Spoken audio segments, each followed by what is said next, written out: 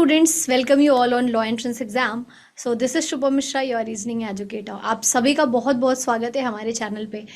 तो देखो यार, MSCT का एग्ज़ाम ओवर हो गया, रिजल्ट भी आउट हो गया। अब बारी होती है यार उन बच्चों से मिलने की, उन बच्चों से बात करने की जिन्होंने कहीं ना कहीं अपने परिवार को, अपने घर के लोगों को, अपने जिस क्षेत्र से वो बिलोंग करते हैं उनको प्राउड कराया है एक बहुत अच्छा स्कोर ला करके।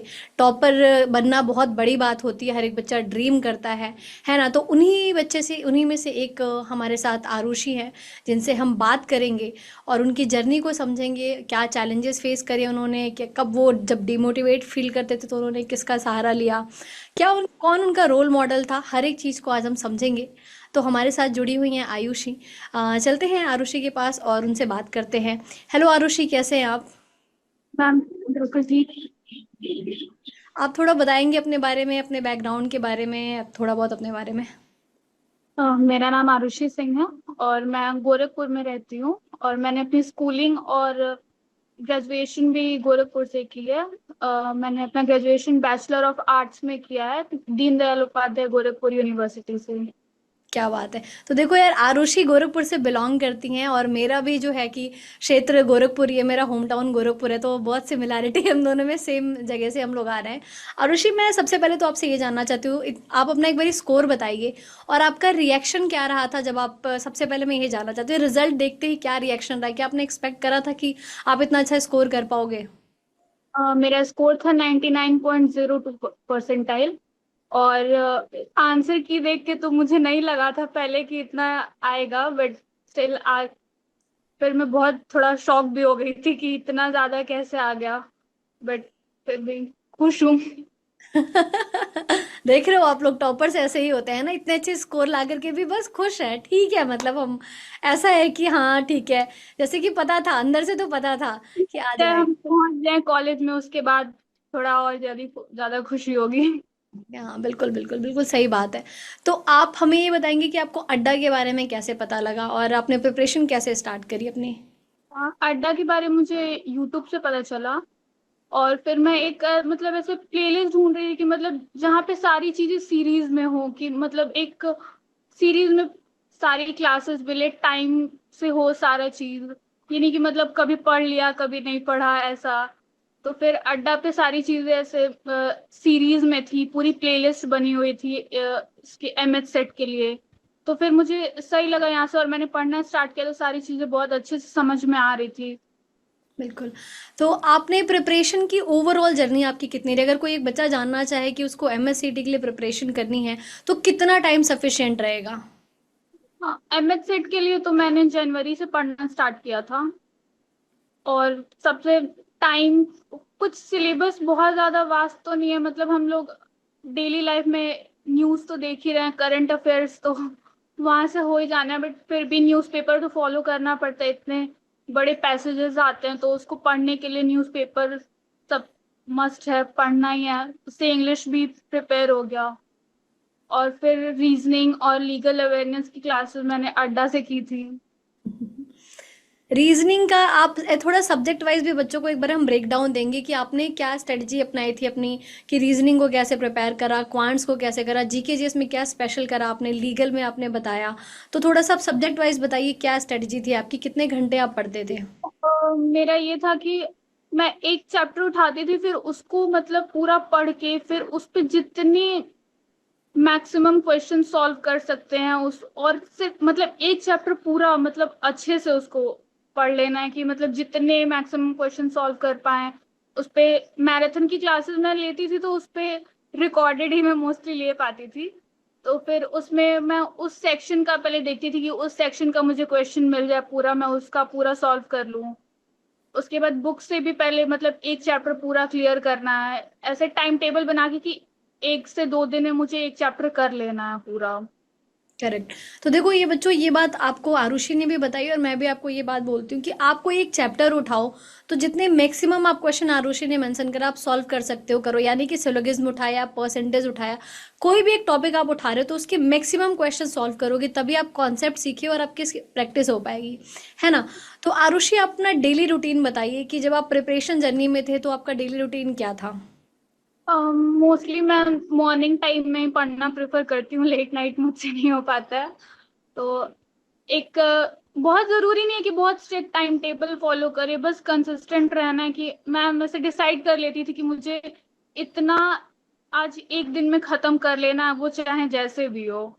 Correct correct. डेली का पता नहीं है ना कि आज के दिन में क्या होना है, मतलब डेली का तो हम बता नहीं सकते कि कल क्या होगा। सो मतलब ये कि इतना हमें कल कंप्लीट कर लेना, तो बिल्कुल। तो देखो यार, इन्होंने एक बहुत स्पेशल बात बताई है कि ये आवर्स के हिसाब से ना करके, अगर आप अपने आप को टारगेट दे देते हो ना कि मुझे आज के दिन में ये कंप्लीट करना है और एनी हाउ करना है। कुछ बच्चे क्या होते हैं कि वो घंटों 10-10 घंटे पढ़ाई करते हैं, लेकिन वो प्रोडक्टिव पढ़ाई नहीं कर पाते हैं। तो देखो आरुषि, एक बच्चों का कॉमन सवाल होता है कि कितने घंटे पढ़ाई करनी चाहिए हमें। तो कोई आवर्स है या फिर आप अपने ऊपर है कि आप जितना पढ़ना चाहो? नहीं नहीं, ऐसे आर्ट्स तो फिर वो बहुत बर्डन सा लगता है कि नहीं मतलब बैठना ही है तो, और बर्डन लेके तो पढ़ नहीं सकते हैं। करेक्ट, बिल्कुल सही बात बोली है इन्होंने। आप बर्डन लेकर के पढ़ाई नहीं कर सकते हो, खुद को फ्लेक्सिबल करके, लेकिन एक टारगेट लेकर के चलो कि इतना आज मुझे कंप्लीट करना है ना? आरुषि, में थोड़ा सा आपका पर्सनल सवाल है कि जैसा कि बहुत सारे ऐसे बच्चे जब प्रिपरेशन करने आते हैं, तो फैमिली का क्या रोल रहा है? आपके फैमिली आपको कितनी सपोर्ट करी है? या जब आप बहुत डाउन डिमोटिवेट फील कर रहे थे तो आपको किस तरीके से सपोर्ट मिला? फैमिली मेरी बहुत सपोर्टिव, अगर मैं पढ़ने बैठी हूँ तो वो लोग मुझे डिस्टर्ब नहीं करेंगे। हाँ, उनको पता है कि पढ़ रही है तो फिर नहीं कुछ बोलना है, अदरवाइज मतलब फैमिली को भी तो टाइम देना जरूरी है। बिल्कुल बिल्कुल। तो आरुषि, आपका सपोर्ट। रोल मॉडल कौन था? किसको देख करके आपने सोचा यार कि मुझे लॉ करना है, मुझे इंजीनियर नहीं बनना है, मुझे डॉक्टर नहीं बनना है, मुझे लॉ करना है? क्या आपका ऐसा कौन सा टर्निंग पॉइंट था? मेरे कजिन हैं, वो डीयू से एलएलबी कर रहे हैं, तो उनको देख के लगा यार कि हाँ मुझे भी लॉ में जाना है। तो आपके फ्यूचर प्लान्स क्या हैं? मतलब आप तो आपने ये कर लिया क्लियर, तो अगर एक कॉलेज में जाना है, और क्या सोच रखा है आपने? क्या कुछ आपका एक ड्रीम्स होता है बच्चों का कि कॉलेज में जाके कुछ आपने कुछ फ्यूचर प्लान्स करे हैं? पहले तो मैं था कि जुडिशरी के लिए कन्वर्ट, ये 3 ईयर प्रैक्टिस मैंडेटरी हो गई है, तो फिर अब देखते हैं लिटिगेशन या फिर कॉरपोरेट का मेरा मेन है कि मैं कॉरपोरेट में जाऊं।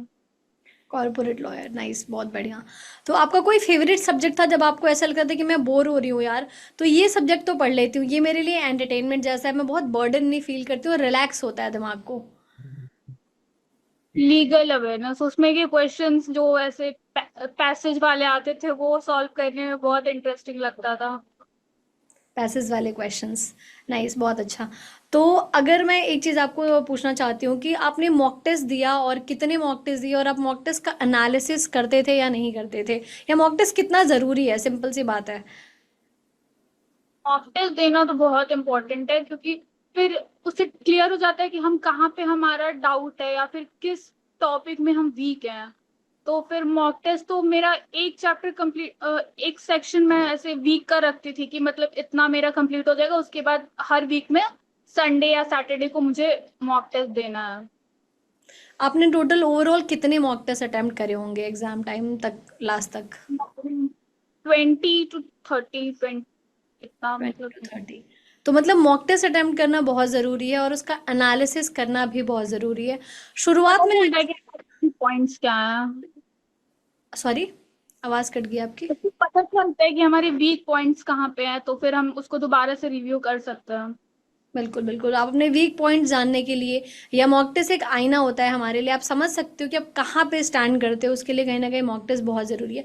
स्टार्टिंग में आपने एक बात बोली थी आयुषी, रीडिंग, न्यूज़पेपर रीडिंग वाली, उसको थोड़ा सा इलेबोरेट करके समझाइए, क्योंकि बच्चों को ये लगता है कि न्यूज़पेपर रीडिंग तो करनी है, लेकिन वो रीड कर नहीं पाते हैं उसको कंसिस्टेंसी से, वो कहीं ना कहीं बहुत दिनों तक रीड नहीं कर पाते हैं।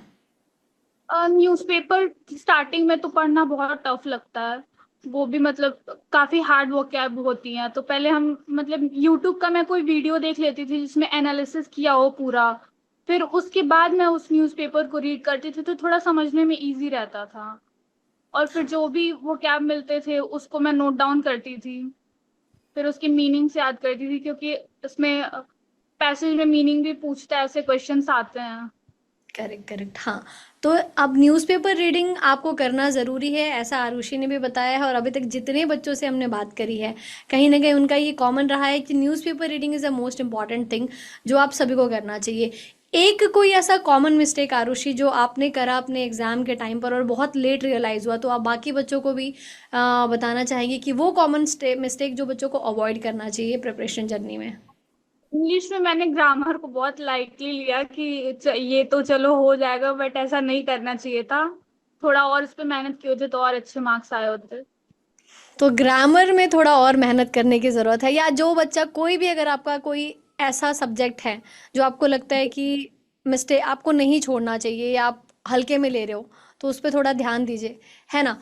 और अगर मैं बोलूँ कि एक कोई बच्चा जब बहुत डिमोटिवेटेड फील कर रहा है, उसको लग रहा है कि बहुत बार ऐसा होता है प्रिपरेशन जर्नी में, आपको लगता है यार छोड़ देते हैं या नहीं हो पाएगा, अब शायद मैं नहीं कर पाऊंगा उतना अच्छा, तो उस टाइम पर आपने क्या करा था आरुषि? सबसे पहले तो अपनी फैमिली से बात करती थी कि नहीं मुझे ऐसे लग रहा है, मैं थोड़ा डिमोटिवेटेड फील कर रही हूँ, या फिर कोई भी ऐसे क्लोज फ्रेंड हो, आप फ्रेंड से बात कर सकते हो, या फिर मैं ऐसे ज्यादातर यूट्यूब पे मोटिवेशनल वीडियोस भी देखती थी कि मतलब इनकी लाइफस्टाइल ऐसी है, इतना इन लोगों ने अचीव कर लिया है, तो नहीं मुझे भी करना है, तो उसके लिए मेहनत तो फिर करनी ही है। मतलब ओवरऑल ये है कि जब आप डिमोटिवेटेड फील करो, तो या तो अपनी फैमिली मेम्बर्स से बात करो, अपने दोस्तों से बात करो, बट आप करो बात, अपने अंदर उस चीज़ को मत रखो।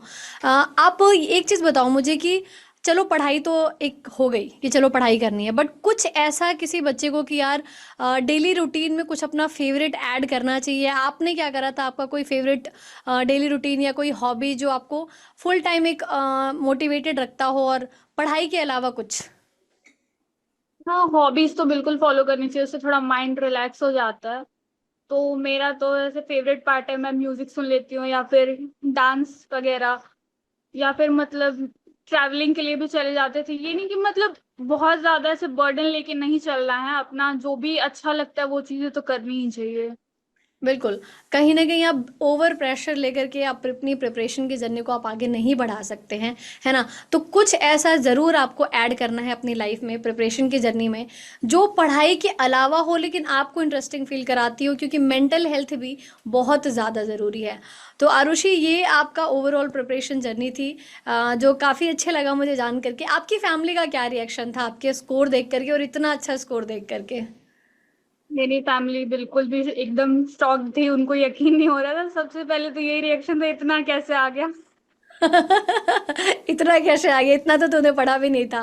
ये आदत है कि दिखा के नहीं पढ़ती हूँ, मेरे को जब पढ़ना होता है तो मैं फिर पूरा सब चीजें हटा के फिर सिर्फ पढ़ना ही रहता है। बिल्कुल, ये जो फोकस्ड पढ़ाई होती है ना, वो रिजल्ट देकर के आती है, ना कि 10 घंटे का बर्डन लेकर के हम बैठ गए कि मुझे 10 घंटे तो पढ़ने ही है। अब 4 घंटे उसमें प्रेशर में निकल रहे हैं, वो पूरा प्रोडक्टिव नहीं हो रहा है। तो स्टार्टिंग में भी आरुषि ने ये वाली बात मेंशन करी थी कि मैं एक टारगेट लेकर के बैठती थी, घंटे का नहीं लेकर के, पढ़ाई का टारगेट लेकर के बैठती थी, है ना आरुषि? आप और कुछ, मैं आपको चाहती हूँ कि आप एक लास्ट बच्चों को कोई ऐसा प्रिपरेशन टिप्स दे करके जाए जो हर बच्चे के काम आए उसकी प्रिपरेशन जर्नी में, कि उसे ये तो करना ही चाहिए, दैट इज मस्ट। सबसे इम्पोर्टेंट है कंसिस्टेंट रहो, कि मतलब डेली कुछ ना कुछ तो पढ़ना ही है, ये नहीं कि मतलब छोड़ देना है, फिर वो गैप हो जाता है, फिर हम भूलने भी लगते हैं कि क्या पढ़ा था। तो डेली थोड़ा बहुत भी पढ़ना है, बट थोड़ा पढ़ते रहना है, डेली छोड़ना नहीं है। और बहुत ज्यादा गैप तो बिल्कुल भी नहीं करना है। सारे सब्जेक्ट्स को थोड़ा थोड़ा रिव्यू जरूर करना है। जीके जीएस के बारे में आप अगर कोई थोड़ा सा टिप्स दे पाए बच्चों को कि कैसे कवर करें, वो सबसे ज्यादा उसमें कंफ्यूज रहते हैं बच्चे। जीके जीएस तो मैंने लूसेंट से करा था, लूसेंट पूरा स्टार्टिंग। लूसेंट और मेरा रिवीजन के लिए आर्ट अच्छा रहता बैकग्राउंड है। से रहा है, तो फिर मुझे ज्यादा उसमें प्रॉब्लम नहीं हुई। आप टॉपर बच्चे ऐसे ही बातें करते हो। सारे एक साथ एक तरीके की बात करते हो, है ना? कोई सब में कॉमन है, हर एक टॉपर में, कि ये मुझे इस चीज़ में ज़्यादा प्रॉब्लम नहीं हुई, मेरा तो हो गया। बट यार काफ़ी अच्छा लगा मुझे आपसे बात करके आरुषि, एंड आपकी जर्नी भी बहुत प्यारी, बहुत स्मूथ और बहुत रिलैक्स जर्नी लगी यार। ये हर बच्चे को सीखना चाहिए कि इनकी जर्नी में भी कहीं ना कहीं इन्होंने बहुत रिलैक्स होकर के, कंपोजर बहुत बड़ी चीज़ होती है जब आप पैनिक नहीं करते हो, एक चीज़ आपको टिप्स देनी है, लास्ट टिप्स आरुषि, कि एग्ज़ाम टाइम में कैसे जब आप एग्ज़ाम देने जाते हैं तो वो प्रेशर आपको कैसे हैंडल करना है, और एग्ज़ाम ड्यूरेशन कहीं ना कहीं जो स्ट्रेटजी होती है वो आप एक बार शेयर कर दीजिए। एग्जाम देने तो जब मैं जा रही थी तो फिर बस सब कुछ भूल जाओ, बस जितना पढ़ लिया। अब तो लास्ट मोमेंट पे तो हम कुछ कर नहीं सकते हैं, तो उस टाइम एकदम रिलैक्स रहना है, बिल्कुल भी प्रेशर नहीं लेना। अब तो लास्ट मोमेंट पे तो हम कुछ निकाल के पढ़ नहीं सकते, वो दिमाग में आएगा भी नहीं, तो बिल्कुल रिलैक्स रहना है। ओके, सो आरुषि, आपसे बात करके बहुत अच्छा लगा। आपकी जर्नी बहुत इंस्पायरिंग थी और बहुत प्यारी जर्नी थी आपकी। तो ये हमारे साथ आज आरुषि थी। एंड इसी तरीके के बहुत से ऐसे बच्चे हैं यार जिन्होंने बहुत अच्छा स्कोर करा है, जिन्होंने अपना, अपने परिवार वालों का और अपने क्षेत्र का नाम रोशन करा है। तो फॉर श्योर आप भी वो बच्चे होंगे इस साल के जो 2026 की तैयारी कर रहे हैं, कि अगली बार जब हम इंटरव्यू लेंगे तो आप में से भी बहुत सारे ऐसे बच्चे बैठ करके बताएंगे कि मैम मेरा 99 परसेंटाइल आया, मेरा 99.5 परसेंटाइल आया, और मुझे तो पता ही नहीं लगा कि मेरे इतने स्कोर आ गए। तो मिलते हैं आप सभी के साथ इसी तरीके के और पॉडकास्ट में और बेहतरीन जर्नी में। Thank you.